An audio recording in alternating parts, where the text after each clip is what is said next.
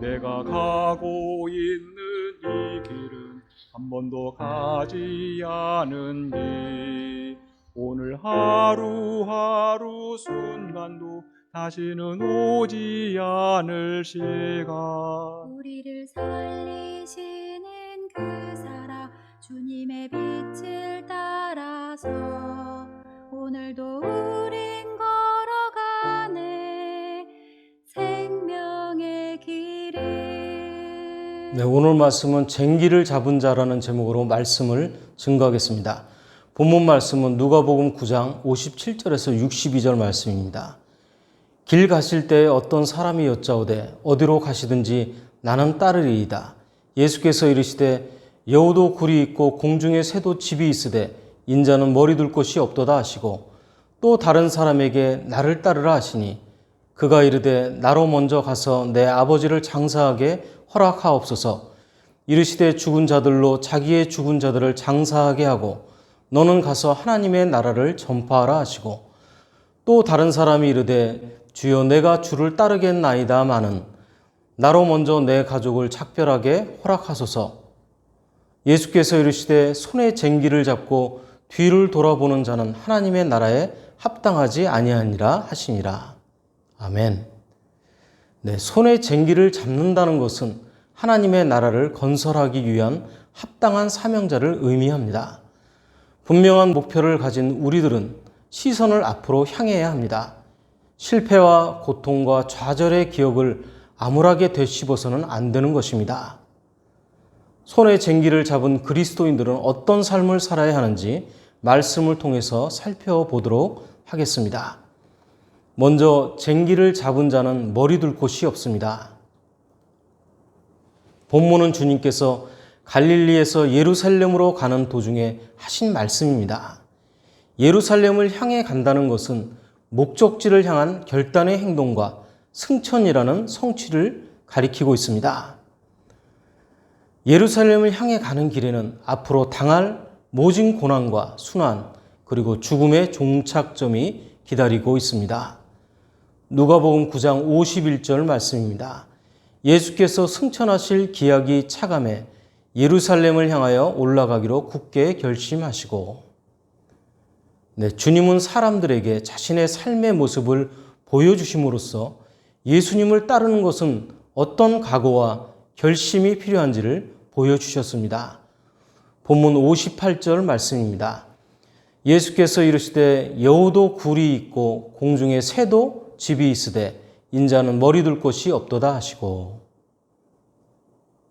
네, 예수님은 하나님의 아들이시지만 낮아지셔서 우리를 구원하시는 구주가 되었다는 선포입니다. 예수님의 생애 자체가 십자가의 길입니다. 우리가 주님을 따르는데도 이와 같은 십자가의 길이 있어야 합니다. 예수 그리스도와 언제나 함께 죽고 예수 그리스도와 언제나 함께 사는 삶의 전환점이 있어야 하는 것입니다. 우리는 세상으로부터 멸시받을 각오를 해야 합니다. 옛날이나 현대사회나 우리가 발붙이고 사는 세상은 그렇게 쉬운 세상이 결코 아닙니다. 이 가운데 진리를 지키는 길은 험합니다. 주님을 따르는 길은 대로가 아니고 좁은 길이기 때문입니다. 허영심에 사로잡혀서 예수님의 제자가 되려 했던 이 서기관은 아마도 예수님의 말씀을 듣고 그의 제자가 되기를 포기했을 것입니다. 주님이 기뻐하시는 깨끗한 삶을 살기 위해서는 바로 살려는 용기가 필요한 것입니다. 또한 성경대로 살려는 발버둥이 필요합니다. 당장 생각하면 손해보는 것 같습니다. 그러나 십자가의 길은 그 끝 너머로 승리를 얻게 되듯이 우리가 주님의 길을 따르면 주님께서 우리에게 그 길을 걷도록 힘주시고 결국 승리하도록 도우실 것입니다. 아브라함은 하나님의 말씀을 따라서 고향과 본토와 친척을 버리는 순례자의 삶을 살았으나 언약의 조상과 믿음의 조상이 되었습니다. 야곱은 베델에서 돌베개하고 하룻밤을 노숙하며 자는 외로운 잠자리에서 하나님을 발견했습니다. 요셉은 이집트에 팔려가서 종살이와 옥살이를 했습니다. 그러나 요셉은 하나님의 은혜와 축복을 받고서 이스라엘 민족을 구원하는 위대한 도구로 쓰임 받았습니다. 이 땅의 것을 포기하고 단념할 줄 아는 자에게 하나님은 더 큰 것으로 채워주시는 것을 우리에게 알게 할 것입니다.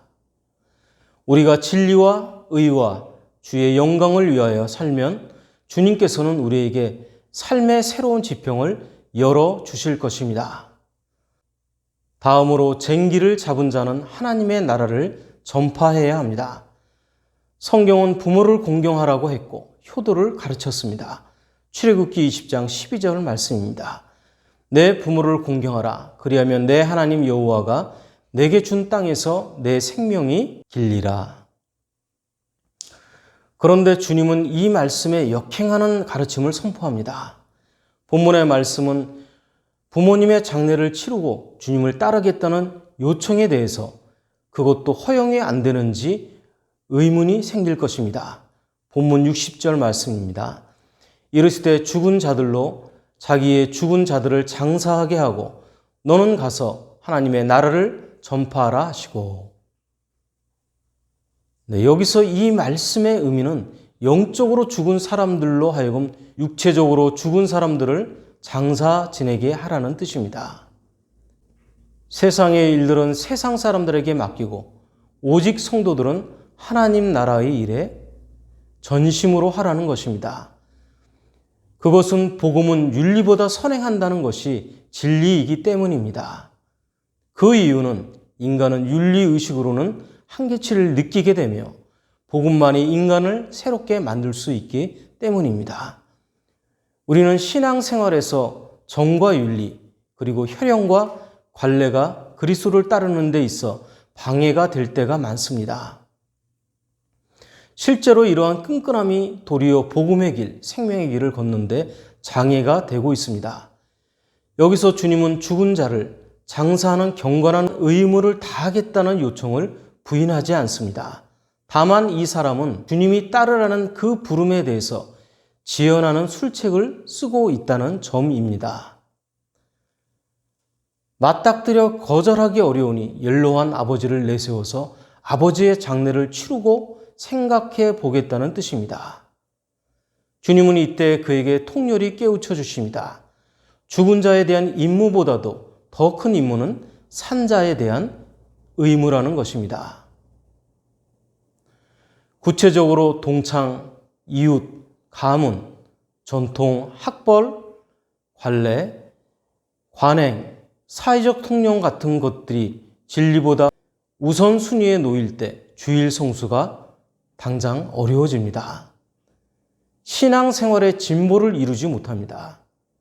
직장과 낚시, 등산, 동창회, 친목회, 개, 결혼식, 회가변, 골프 이러한 모임은 하필이면 주일에 많이 이루어집니다. 이러한 사회적 관계로 연관되는 요구는 믿음이 연약한 성도들의 신앙을 더욱 뒷걸음치게 합니다. 그러므로 우리는 그럴수록 적당히 신앙생활을 해서는 안 되는 것입니다. 본문 9장 61절 말씀입니다. 먼저 내 가족을 작별하게 허락하소서. 이 장면은 마치 엘리야가 엘리사를 부르는 장면과 매우 유사합니다. 엘리사가 엘리야를 따르기 전에 가족과 마지막 입맞춤을 하게 해달라고 하는 모습을 연상시킵니다. 열왕기상 19장 20절 말씀입니다. 그가 소를 버리고 엘리야에게로 달려가서 이르되 청하건대 나를 내 부모와 입맞추게 하소서. 그리한 후에 내가 당신을 따르리이다. 엘리야가 그에게 이르되 돌아가라. 내가 내게 어떻게 행하였느냐 하니라. 여기서 부모와의 입맞춤은 이스라엘인들의 일상적인 인사법입니다.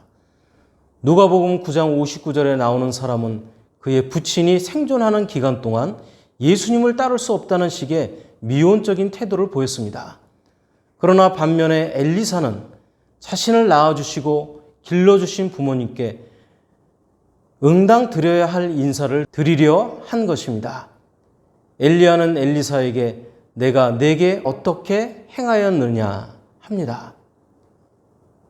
이것은 안 될 이유가 뭐 있겠느냐는 뜻입니다. 따라서 부모에게 입맞추고 오겠다는 엘리사의 요청은 어떤 주저함도 아닙니다. 도리어 부모와의 영원한 이별을 감지하고 그 운명을 기꺼이 감수하겠다는 엘리사의 결단의 표시입니다. 그러므로 엘리야는 역시 기꺼이 수락을 하고 있는 것입니다.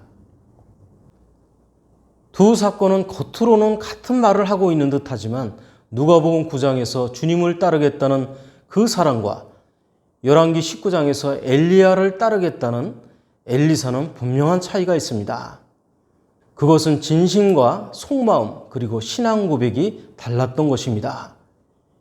이렇게 맺고 끊는 것이 분명히 있어야 출발도 있고 결과도 있습니다. 우리는 자신의 뜻을 이루려는 가변적인 세상의 윤리적 가치보다는 주님의 뜻을 이루는 복음이 선행하는 교회와 그리스도인이 되기를 소망합니다. 마지막으로 쟁기를 잡은 자는 뒤돌아보지 말아야 합니다. 손에 쟁기를 들고 밭을 가는 목적은 곧은 고랑을 내는 일입니다. 그 사람이 자기가 하는 일 외에 뒤를 돌아본다면 고랑은 곱게 될 수가 없을 것입니다. 그것은 결코 올바른 자세가 아닙니다. 본문 62절 말씀입니다. 예수께서 이르시되 손에 쟁기를 잡고 뒤를 돌아보는 자는 하나님의 나라에 합당하지 아니하니라 하시니라. 때로는 우리들은 실패와 좌절의 자리에 놓여 있게 됩니다. 그럴 때일수록 우리는 뒤돌아보지 말고 앞으로 나아가야 하겠습니다. 뒤돌아보면 앞으로 갈 수 없기 때문입니다. 하나님께서 소돔과 고모라의 죄악이 넘칠 때 유황불로 심판하시고자 하셨습니다. 하나님께서 아브라함에게 소돔과 고모라를 심판하시겠다고 말씀하시자 아브라함은 조카 롯을 위해서 하나님께 중보의 기도를 드립니다. 하나님은 이러한 아브라함을 생각하시고 그곳에 천사들을 보내서 롯의 가족들을 이끌어내시고자 했습니다. 천사들이 소돔성에 살고 있는 조카 롯의 가족들을 이끌며 결코 뒤를 돌아보지 말라고 당부합니다. 그 땅에 미련을 두지 말라는 것입니다. 그러나 롯의 아내는 소돔성을 뒤돌아보다가 소금기둥이 되어 죽었습니다. 창세기 19장 24절로 26절 말씀입니다. 여호와께서 하늘 곧 여호와께로부터 유황과 불을 소돔과 고모라에 비같이 내리사 그 성들과 온 들과 성에 거주하는 모든 백성과 땅에 난 것을 다 엎어 멸하셨더라. 롯의 아내는 뒤를 돌아보았으므로 소금기둥이 되었더라. 네, 쟁기를 잡은 자가 뒤를 돌아보면 고랑은 바르게 될 수 없습니다. 마찬가지로 우리는 세상에 미련을 두고 뒤돌아보지 말며 하나님의 나라를 바라보고 가야 합당한 자가 될 수 있습니다. 우리는 세상에 살고 있으나 세상에 속한 자는 아니기 때문입니다. 네, 영화 포레스트 검프의 주인공은 어릴 때 단짝 제니를 잊지 못합니다. 어느 날 제니가 찾아와 포레스트는 무척 행복한 날들을 보냅니다. 그러나 갑자기 제니가 떠나버리자 공허한 마음을 이길 수 없어서 무작정 달리기를 시작합니다. 미국 대륙을 횡단하면서 끊임없이 달리는 그를 보고 사람들은 무슨 깊은 철학이 있나 해서 인터뷰를 합니다. 그러나 그는 그저 달릴 뿐입니다. 3년 2개월 14일 16시간을 달린 후 달리기를 멈췄습니다. 어느덧 마음의 상실감이 사라졌기 때문입니다. 죽을 것 같은 절망감이 몰아칠 때 한없이 길을 걸어갑니다. 중세 기독교인들은 삶의 비상을 위해서 순례에 나섰습니다. 그래서 본래 순례길은 예루살렘과 로마로 가는 여정이었습니다. 그런데 오늘날 유명한 순례길은 800km에 달하는 스페인의 산티아고 순례길입니다. 한 달 이상 순례길을 걷다 보면 마음의 병이든지 육체의 병이든지 다 낫는다고 합니다. 성경에 보면 엠마오로 가는 두 제자가 있었습니다. 그들이 절망과 비탄에 잠겨 길을 가고 있을 때 부활하신 예수님이 눈치채지 못하게 그들과 동행했습니다. 주님은 그들과 함께 걸으며 말씀을 가르쳐 주셨습니다. 그들의 마음이 뜨거워졌습니다. 절망이 희망으로 바뀌었습니다. 그들은 다시 예루살렘으로 돌아가 부활하신 예수님을 전했습니다. 빌립보서 3장 14절 말씀입니다. 푯대를 향하여 그리스도 예수 안에서 하나님이 위에서 부르신 부름의 상을 위하여 달려가노라. 네, 말씀을 정리합니다. 바울이 부름의 상을 얻기 위해서 달려갔듯이 쟁기를 잡은 자는 그 길을 달려가야 합니다. 쟁기를 잡은 자는 머리 둘 곳이 없습니다. 또한 쟁기를 잡은 자는 하나님의 나라를 전파해야 합니다. 그리고 쟁기를 잡은 자는 뒤 돌아보지 말아야 합니다. 그 결과 오직 하나님의 영광을 위하여 살아가는 복된 그리스도인들이 되시기를 예수 그리스도 이름으로 축원합니다. 네, 오늘 말씀은 성부와 성자와 성령의 이름으로 말씀드렸습니다. 나는 주님의 제자 낙심하지 않으며 절망 속에서도 실망하지 않으며